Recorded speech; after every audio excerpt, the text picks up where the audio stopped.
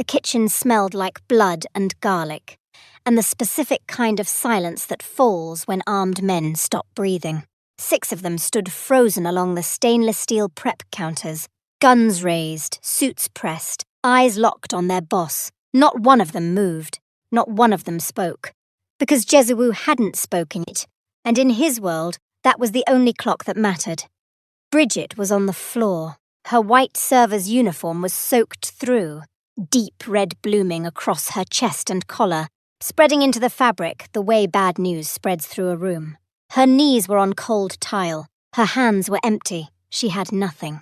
No weapon, no exit, no plan.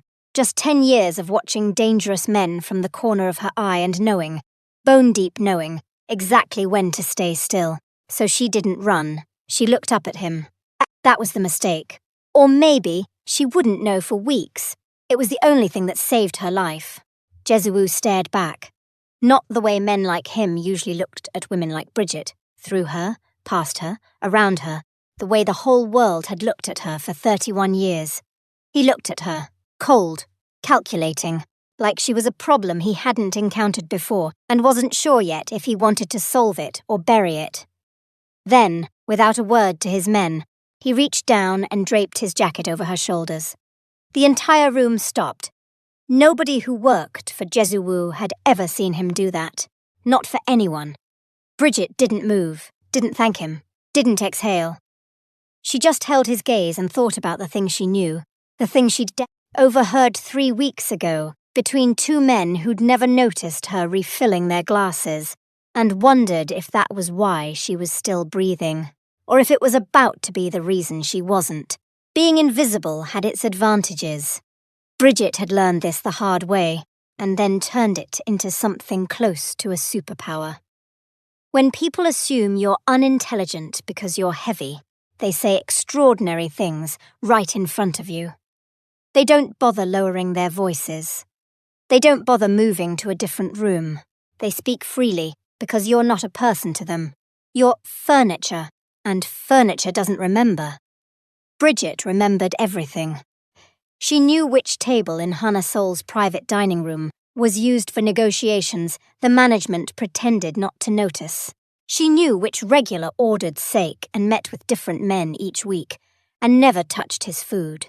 She knew which delivery driver arrived on Thursdays after close, not with produce, but with sealed containers that went directly to a locked back office, without being logged in the restaurant's inventory system. More specifically, she knew who Jesuwu was. Not from the papers barely touched him.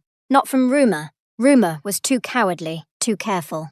She knew because she had been watching him for 8 months from the periphery of his table, the way she watched everyone, and what she had observed was this.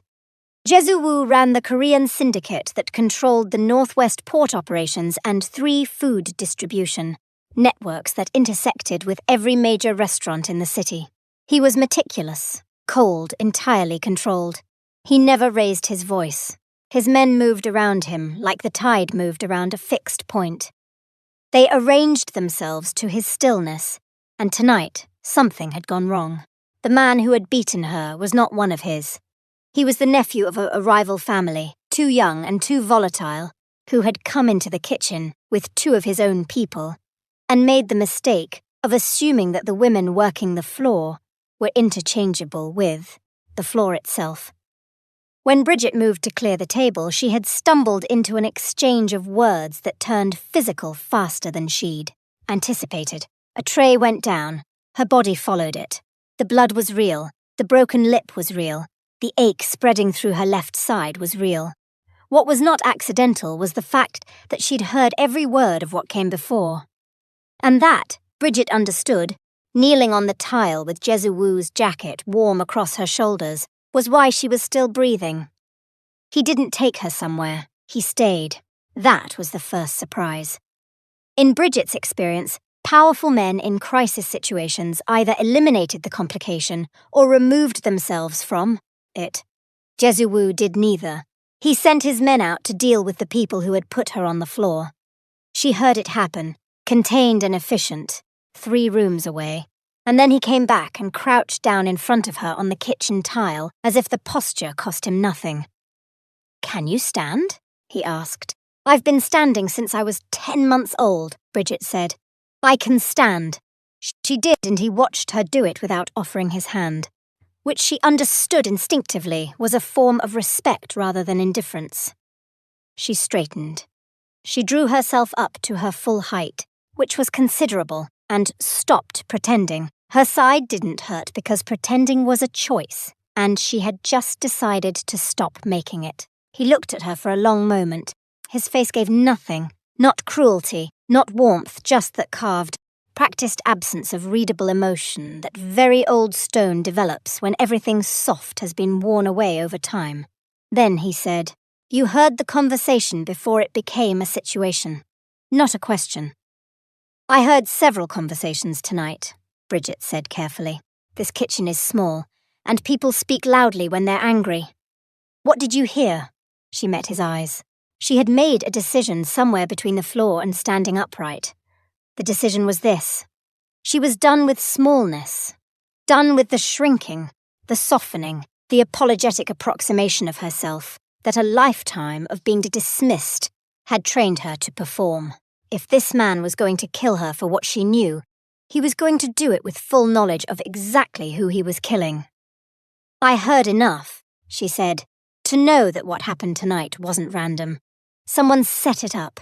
Someone told that family where you'd be, and what time your dinner service ran, and which entrance your kitchen staff uses. Someone on the inside gave them a window." Jesuwu went very still. "I also know who," Bridget said. The kitchen was absolutely silent. Somewhere outside, Chicago moved and breathed and did its indifferent city things. In here, the only sound was the low hum of the walk-in cooler and Bridget's own heartbeat, which was moving faster than she would have liked. "Tell me," Jesuwu said. "I'll tell you," she said, "after you answer one question for me first." Something shifted in his expression. Not anger. Something more interesting than anger. He waited. 8 months, Bridget said. "I've worked this floor for 8 months. You've sat at that corner table for 3 times. You've watched me clear plates and refill glasses and take abuse from your associates and your rivals and your waitlist regulars who think a woman my size is an appropriate target for their bad evenings." She paused. "Why, tonight, did you give me your jacket?" The silence stretched long. "Because," Jesuwu said finally, and his voice was the quietest she'd ever heard it, stripped of all its authority to something almost bare. "You looked at me and you didn't run, and I've been in rooms with armed men my entire adult life, and I can count on one hand the number of people who didn't run." Bridget looked at him. "The sous chef at the 3rd station," she said. "Park Jun-seo. He's been receiving deposits every other Thursday from a numbered account that routes through 2 shell companies to a family called the Bake Group out of Incheon." Jesuwu's jaw moved once. He pressed his lips together. He nodded. "You already knew," Bridget said. "I suspected," he said. "Now I know." He stood. He looked down at her. This woman in the bloody server's uniform, with his jacket on her shoulders, and 8 months of knowledge stored behind her eyes, and the expression on his face was not one she had words for yet. She would learn them later. For now, she just watched him make a decision that she could see happening in real time, the slow, absolute closing of a door. "You don't belong in this kitchen," he said. "I work in this kitchen," Bridget replied. "Not anymore," he said. "Get your coat." The car was a black Genesis with tinted windows, and a back seat that cost more than Bridget's car. She got in because the alternatives were bleeding on the pavement or explaining the night to the police, and neither of those options ended well. Jesuwu sat across from her, not beside her. The interior was lit to the dim amber of expensive restraint. A driver she hadn't seen before navigated the late-night streets without being told where to go, which meant there was a destination already established, which meant this had been planned for longer than the last 20 minutes. "Where are we going?" Bridget asked. "Somewhere you can be looked at by a doctor," he said. "I don't need her. Your left side," he said. "You've been breathing shallow since you stood up." Cracked rib or bruised. I'd guess bruised, but I'd rather know. Bridget looked at him. He had been watching her breathe. She filed this information in the same place she filed all information. Carefully, without immediate interpretation, to be returned to later when she had more context. "You're going to tell me what you want from me," she said. It wasn't a question. "Yes. Tonight?" "Tonight." She looked out the window. Chicago slid past in its nighttime configuration. Dark glass and orange light, and the lake invisible to the east but present in the cold that came off it. She had driven these streets 1,000 times in her own car, the one with the cracked dashboard and the heating vent that only worked on one side. That life felt at this particular moment very far away. "What happened to the men who did this?" she asked, touching the side of her face without thinking. "They won't repeat it," Jesuwu said. "That's not an answer." "It's the answer I'm giving you." She turned back from the window and looked at him. He was watching her with that same calibrating attention, the look of someone running a calculation he had committed to completing. She held his gaze without softening it. "I need to know what I'm involved in," she said. "I'm not asking for a full accounting of your operation. I'm asking for what's relevant to me and what happened tonight and whatever comes next. I've spent my entire life being handed half-truths by people who decided I couldn't handle the whole picture. I'm done with that." He studied her. "Park gave the Bake family the schedule and my location," he said. "He's been feeding information for 4 months. Tonight was the first time they moved on it physically. My assumption is they wanted to send a message rather than escalate beyond recovery. They miscalculated the response. Why the escalation now? There's a negotiation happening over the port contracts. They want me distracted or diminished before it concludes." He paused. "They didn't anticipate that my kitchen would have a witness with the observational capacity of a criminal intelligence analyst." Bridget was quiet for a moment. That's the most elegant way anyone has ever described a waitress. The driver's eyes moved to the rearview mirror and away. Bridget had the distinct impression that Jesuwu almost smiled. "What do you want from me?" she asked again. The real answer. He leaned forward slightly. The amber light found the angles of his face, and she understood for the first time that he was not that much older than her. 40s, maybe, carrying those years in the particular compressed way of people who have lived without the luxury of ease. "I want to put you in rooms," he said, "as yourself. As the woman everyone looks past. I need someone inside conversations I can't enter. Someone who doesn't read as a threat. Someone who has already demonstrated the capacity to observe accurately under pressure and stay controlled when the situation demands it. You want me to be your informant. I want you to be my intelligence. There's a difference." "An informant reports what they're told to look for," he said. "Intelligence decides what matters." Bridget sat with that for a while. The city moved past. Her side ached. The jacket was still on her shoulders. She hadn't taken it off, and he hadn't asked for it back. "If they catch me," she said, "I don't get a jacket. I get the floor again. Permanently." "They won't catch you," he said, "because you'll be inside my operation, not peripheral to it. And no one inside my operation gets touched. You can't promise that." "I just did," he said. The car stopped. The door opened. A building that didn't announce itself from the outside. Bridget looked at it, then at Jesuwu. "I want time to think," she said. "You have until the doctor is finished," he said. "That's usually about 40 minutes. She got out of the car. The doctor asked no questions. This was either professional discretion or standing arrangement, and Bridget understood from the way the clinic operated. Unmarked entrance, no paperwork, a waiting area with leather chairs and no other patients, that it was the latter. 2 cracked ribs, not broken, a deep bruise across her jaw that would be spectacular by morning. Clean and dressed, and given a specific list of instructions she would mostly follow. Jesuwu was waiting in the anteroom when she came out. He was standing rather than sitting, his phone face down on the leather chair beside him, which she took to mean he had been waiting without occupying himself with other things. She wasn't sure what that meant. She filed it. Well, he said.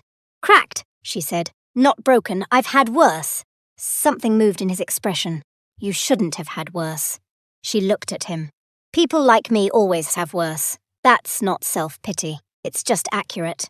He held her gaze for a long moment. It won't be accurate anymore. She had thought about it in the 40 minutes she'd had. She had thought about her apartment, about the thwalsal and the heating that worked inconsistently, and the kitchen manager at Hana Sol who had suggested last month, in front of 3 other staff members, that she try the stairs instead of the elevator. She had thought about what she knew. Everything she had accumulated across 11 years of being underestimated, and what it had ever gotten her. Then she had thought about a man who watched her breathe to check for cracked ribs and didn't hand her a half-truth when she asked for the whole one. I have conditions, she said. Name them. I keep working. Not at Hana Sol, obviously, but somewhere public, somewhere with access to the kinds of conversations you need. I don't sit in a room waiting to be used. I have a function. Agreed. I'm not kept. I earn. Whatever arrangement this becomes, I contribute to it and receive something for that contribution. I've never been someone's dependent, and I'm not starting now. Agreed. And if I ever tell you that something is wrong, if I tell you that a situation is becoming dangerous in a way that hasn't been accounted for, you listen. You don't tell me I'm being overcautious. You don't dismiss it because I'm not a trained operative. You take what I give you and you act on it. He looked at her for a long moment. That last one, he said, I don't agree to easily. I've built my operation on specific protocols. Your specific protocols, Bridget said, got you an ambush in your own kitchen by a family that a waitress had pegged for 4 months before your intelligence apparatus did. The silence stretched. Agreed, he said. She extended her hand. He looked at it, not surprised, just taking it in, and shook it. His grip was firm. And even not the crushing demonstration of dominance she might have expected, not the apologetic softening that most men used when they weren't sure how to shake hands with a woman they didn't know how to categorize. Just a handshake between equals. One more thing, she said. Yes, the jacket, she said. Do you want it back? He looked at her. For the first time, something broke through the controlled surface. Not quite warmth, but the precursor to it. The place where warmth might eventually live if conditions permitted. Keep it, he said. Over the following 3 weeks, Bridget learned the shape of the world she had stepped into. She was placed in a private dining club on the north side. Upscale, connected, the kind of establishment where men with serious money conducted conversations they couldn't have in their offices. She worked the floor as herself, Bridget Lawson, server, big and competent and categorically invisible to everyone who paid the bills. She refilled glasses. She cleared plates. She listened with the particular focused attention that 11 years of practice had made effortless. Every evening she delivered a report to a man named Choi, one of Jesuwoo's operations managers, who received it in writing, which was her preference. What she heard, what she had inferred, what she thought warranted follow-up and why. The third report, Choi had passed to Jesuwoo without comment. Jesuwoo had called her directly, which was not protocol. The Bake family's legal counsel was at table 7 last Tuesday, she'd written. He met with a man I identified as working for the city zoning office. The conversation was about a property on the northwest waterfront. I have the parcel number. The zoning approval they discussed appears to conflict with the existing port access agreement you have in place, specifically the loading corridor on the east side. How do you know about the loading corridor? He'd asked when he called. I listened, she said, the night one of your captains explained it to a man who had too much to drink and needed the geography simplified. 4 months ago, table 9, a Tuesday. There was a pause. What else do you remember from that table? Bridget had told him. She had told him all of it, every conversation she had catalogued across 8 months of working his restaurant's floor, organised by date and subject, and the people involved. It took 40 minutes. By the end, she could hear something new in his silence. Not just calculation, but the particular quality of a man realizing he has significantly underestimated something. "I need you somewhere with more access," he said. "Define more access. I'm hosting a gathering in 3 weeks. The people I most need read will all be in the same room. I need you there as a guest, not staff." Bridget had been many things in her life. A guest at Jesuwu's table was not one of them. "I don't have anything to wear to whatever you're describing," she said. "That," he said, with the quiet, absolute certainty she was beginning to recognize as his register for all decisions already made, "is not your problem." 2 days later, a woman named Ji Yeon arrived at Bridget's apartment with 3 cases of fabric samples and the focused energy of someone with a professional mission. She measured. She asked questions about what Bridget was comfortable with and, crucially, what she was tired of hiding from. She did not suggest dark colours. She did not suggest vertical stripes. She worked in deep emerald and wine and hammered gold, in cuts that followed Bridget's body, rather than apologising for it. He said specifically, Ji-yeon mentioned at one point, not looking up from her pinning, no camouflage, his word. Bridget stood in front of the mirror in a preliminary fitting and looked at a version of herself she hadn't been offered before, not smaller, not apologetic, just herself, fully rendered, with all the space she occupied acknowledged and dressed accordingly. She didn't say anything for a long moment. "Is something wrong?" Ji-yeon asked. "No," Bridget said. "The opposite." The gathering was held in a private estate 40 minutes north of the city, in a house that had been built to look like old money, and had in fact been paid for with very new money, moving through very clean accounts. 40 people. The kind of 40 people who shaped cities without appearing to, who sat on boards and chaired committees and collected favours the way other people collected receipts. Bridget walked in on Jesuwu's arm. She felt the room recalibrate around the entrance in that specific, subtle way of spaces that run on status and had just encountered information they hadn't been given in advance. The women appraised her with the automatic assessment of people who had been taught since childhood to rank other people by their surfaces. The men looked at Jesuwu first and at Bridget second, which told her they saw her as an extension of his statement, rather than a person in her own right, which was exactly what she needed them to think. "The man by the east window," Jesuwu said quietly as they moved into the room. "He's the one I can't read." "Kim Dijung," Bridget said, without looking directly at him. "He's had 3 private conversations with the Bake family's operations manager in the past month. I flagged him in my second report. He's not loyal to any single party. He's brokering." She felt Jesuwu go very still beside her. "Your second report," he said he was worth watching. "He's past watching," she said. "He's already decided. The question is what he's been promised." "Can you find out tonight?" "Give me an hour near the garden access and someone boring to sit me next to at dinner," she said. "He'll find me. Men who are brokering always want an audience, and they always pick the person they think will carry it back to the wrong party." Jesuwu looked down at her. She met his gaze without deflecting. Something moved through his expression, that same fractured quality she'd first seen in the anteroom of the clinic, the place where something warmer lived behind the stone. "An hour," he said. They separated. Bridget found a seat in the low garden access, accepted a glass of wine she didn't drink, and became furniture. Kim Dae-jung found her in 40 minutes. He sat down with the comfortable expansiveness of a man who had decided she was safe. He talked about the city. He talked about the port negotiations. He talked, without ever quite saying it plainly, about the terms of an agreement that was being offered to him and the timeline, and what he'd been told about Jesuwu's operation being vulnerable to disruption if the right pressure were applied at the right point. Bridget listened. She smiled occasionally in a way that conveyed nothing. She asked exactly one question in the entire 45 minutes, and it was about the waterfront property that had appeared in her third report, phrased as innocent curiosity. He told her everything. Later, in the car home, she gave Jesuwu a full accounting of what she'd heard. She watched him listen. She watched the calculation move through his face, fast and precise, and when she finished, he was quiet for a long moment.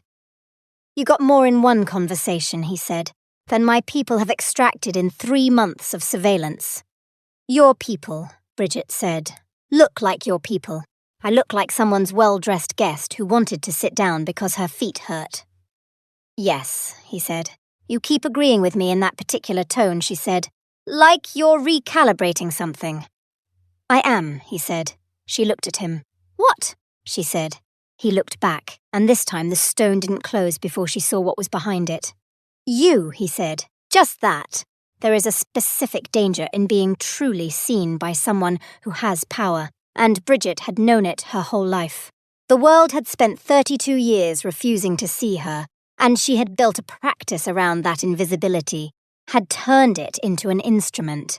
The moment someone with real power actually looked and registered and decided she was worth the full weight of their attention, the instrument broke.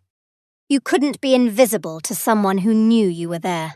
She lay awake in her apartment 3 nights after the gathering and understood that something had shifted in a way that didn't have an obvious exit. It wasn't gratitude. She was careful about that, careful to separate what he had done for her from who he was. He had given her his jacket and a doctor and a tailor and access to rooms she'd never been offered. That was real. It was also, she reminded herself in the clear, cold part of her mind that didn't indulge in sentiment, a professional investment. She was useful to him. The care was not incidental to that usefulness, except that it didn't feel entirely like calculation.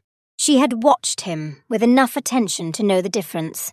She had watched the way he noted her breathing without making it obvious, the way he didn't fill silence with performance, the way he'd told her the truth about his father without framing it as a confidence or a gift. Just information, offered plainly, because she'd asked plainly, and he'd decided she deserved the direct version. The problem with a man like Jesuwu was not that he was dangerous. She had always known he was dangerous. The problem was that dangerous, in her experience, was the expected thing. What she hadn't expected was the accompanying precision of his care. She was still thinking about this at 7 the next morning when her phone rang. "We have a situation," Choi said. Bridget sat up. Her ribs protested. "What kind?" "The Bake family's response to last night's gathering," he said. "They moved faster than anticipated. There's a problem at the club.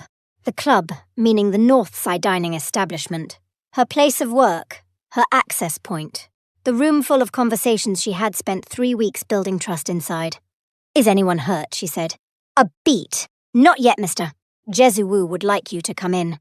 She was dressed in 4 minutes. The club had been vandalized.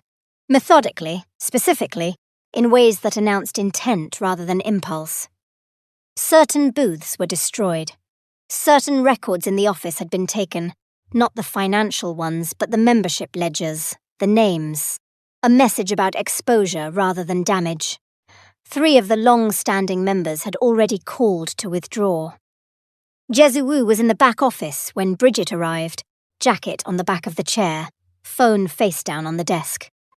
He looked up when she came in with the expression she had learned to read as the controlled version of something considerably less controlled underneath. "They took the lists," he said. "I know," she said. "Choi told me. The people on those lists, they're exposed now. Some of them have associations with me that they've spent years managing carefully. If the Bake family surfaces those associations publicly, we lose the negotiating ground entirely." "Can they surface them without surfacing their own involvement?" Bridget asked. She sat down without being invited, because most of what's on those lists is reciprocal. If they burn the members who associate with you, they burn their own people in the same move. He looked at her. "The Bake family is not primarily interested in destruction," she continued. "They're interested in leverage. You don't take membership ledgers because you want to light a fire. You take them because you want to hold a match." She paused. "They're going to come to you with a proposal. Within 72 hours, probably less. They want the port contracts renegotiated, and they want the Northwest Corridor access, and they think they can now compel you to the table from a position of advantage. And can they? Bridget thought about what Kim Dae-jung had told her in the garden. They think you're isolated, she said. They think the gathering last night was a defensive move, rather than an offensive one. They don't know what you learned. They don't know about me. She met his eyes. So no, they can't compel you. But they don't know that yet. Jesu-woo was very still. You walk into that meeting, Bridget said, with the complete picture of what Dae-jung told me, and what it reveals about their internal positioning. And you're not the party being leveraged. You're the party that let them think they had the leverage, and chose not to disabuse them of it until the right moment. And what's the right moment? When they've committed to a position they can't walk back from, she said. When reversing it would cost them more than conceding to you. He looked at her for a long time. Not the calculating look, or the recalibrating look, or even the look from the gathering that she had spent 3 nights failing to adequately interpret. Something else, something that sat lower in his face, closer to the bone. You understand, he said, that what you've just described is strategy, not intelligence gathering. Strategy. I know what it is, she said. You've been doing this your whole life, he said. Watching rooms, building pictures, determining what moves cost what, identifying the moment of maximum leverage. You've been doing it because you had to. Because the alternative was getting left behind by a world that decided you weren't worth accounting for. He paused. You've wasted this on restaurant floors. Bridget held his gaze. She said, the floor is where the real conversations happen. Yes, he said, but you shouldn't have needed it to be. The room was very quiet. I'm not looking for an apology from the universe, she said. I'm looking for what comes next. He nodded once. Then let me tell you, he said, what I think comes next. The Bake family came to the table in 61 hours. Not 72, which told Bridget they were more anxious than they'd presented. They brought 2 representatives and a list of terms, structured to feel like compromise, while delivering most of what they'd wanted.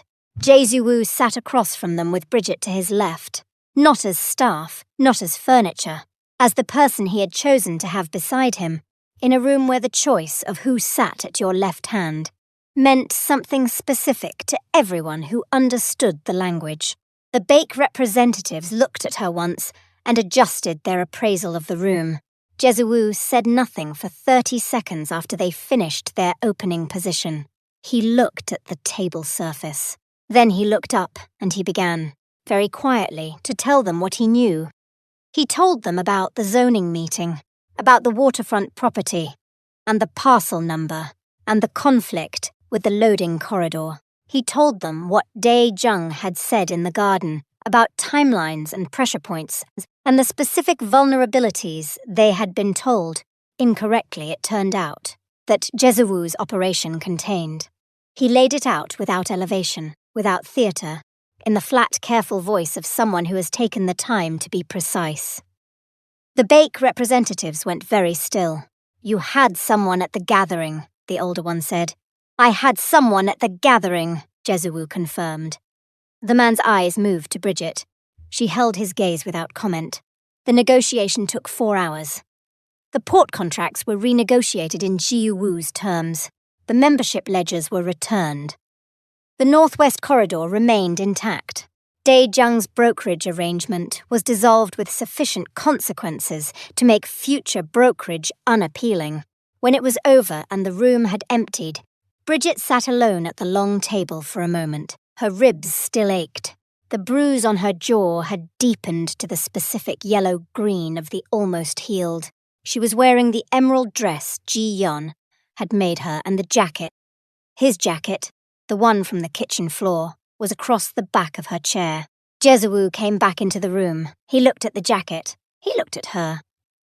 You should know, he said, sitting down across from her, that I don't have a clean version of what I'm offering you. My world is not safe. It does not become safe. There will be other situations and other families and other moments where someone decides that the people near me are an effective vector for pressure. I know that, Bridget said. I'm not warning you away, he said. I'm telling you the truth about the terms. I know that too, she said. He looked at her. Then what do you want to do? Bridget thought about 32 years being looked through, of moving through rooms like a piece of the landscape, carrying everything she observed and everything she knew in the vast, invisible archive of a woman the world had decided didn't count. She thought about a tile floor and a jacket placed over her shoulders by a man who had seen her, actually seen her, for perhaps the first time in either of their lives in the presence of someone who wasn't performing seeing. I want a seat at the table, she said. A real one, not the chair they bring out when the important one is already taken. A permanent seat with the understanding that what I contribute to this operation is equal to what anyone else contributes, regardless of the packaging it comes in. You've had that since the kitchen, he said. I want to hear you say it plainly. You have a seat at this table, Jesuwu said.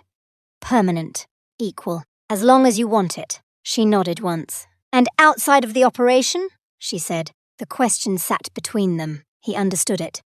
She could see that he understood it, that he had been waiting for it with the specific patience of a man who had decided not to push before he was invited. Outside of the operation, he said quietly, I'd like to find out what we are, if that's something you're willing to find out alongside me. Bridget looked at him for a long moment, this cold, careful, dangerous man across a negotiating table in a city that had spent his entire life, sharpening him into something that didn't know softness. She had watched him for 8 months and then 3 weeks and then 61 hours and she had learned his edges and the place behind them where something warmer waited for conditions to change. She thought, conditions can change. I'm willing, she said. Outside, Chicago moved in its indifferent, gorgeous way. The lake was invisible to the east, but present in everything. In the cold that edged through the windows, and the particular quality of the light off, the glass towers, and the sound the city made when it was deciding what to become next. Bridget Lawson picked up the jacket from the back of the chair and put it on. She looked at the man across from her. He was looking back. Nobody in this city saw her coming. That was, and had always been, the point. Bridget Lawson. The woman this city spent 32 years looking through, sitting at the most dangerous table in Chicago, with a permanent seat, and a man beside her who understands, finally, what it costs to be seen, and what it means when someone chooses to stay anyway.